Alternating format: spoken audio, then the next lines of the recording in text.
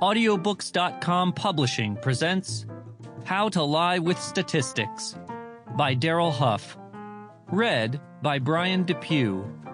Copyright 2016 by Audiobooks.com Publishing. Print copyright 1954 by Darrell Huff. Originally published by W. Norton and Company in 1954.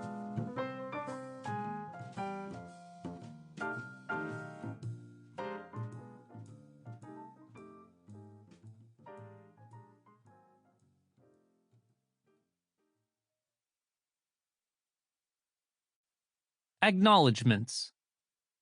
The pretty little instances of bumbling and chicanery with which this book is peppered have been gathered widely and not without assistance.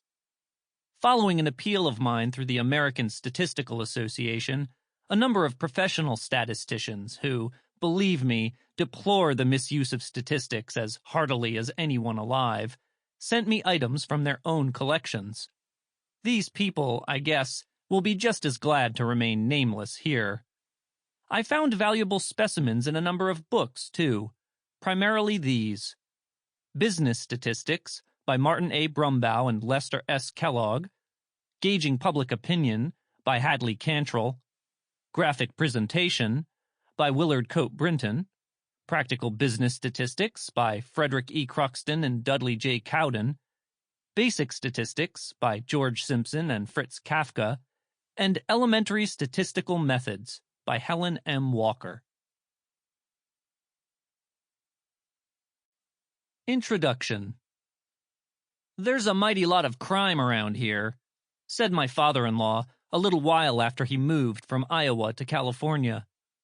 And so there was, in the newspaper he read. It is one that overlooks no crime in its own area and has been known to give more attention to an Iowa murder than was given by the principal daily in the region in which it took place.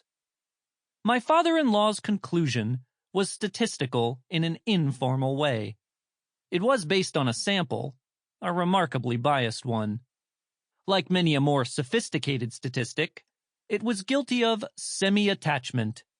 It assumed that newspaper space given to crime reporting is a measure of crime rate. A few winters ago, a dozen investigators independently reported figures on antihistamine pills.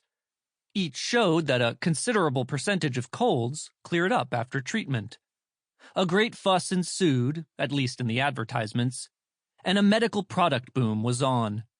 It was based on an eternally springing hope, and also on a curious refusal to look past the statistics to a fact that has been known for a long time.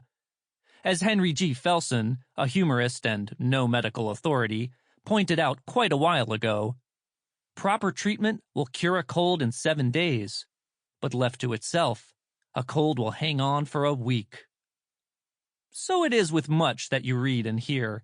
Averages and relationships and trends and graphs are not always what they seem. There may be more in them than meets the eye, and there may be a good deal less. The secret language of statistics, so appealing in a fact-minded culture, is employed to sensationalize, inflate, confuse, and oversimplify. Statistical methods and statistical terms are necessary in reporting the mass data of social and economic trends, business conditions, opinion polls, the census. But without writers who use the words with honesty and understanding, and readers who know what they mean, the result can only be semantic nonsense. In popular writing on scientific matters, the abused statistic is almost crowding out the picture of the white-jacketed hero laboring overtime without time and a half in an ill-lit laboratory.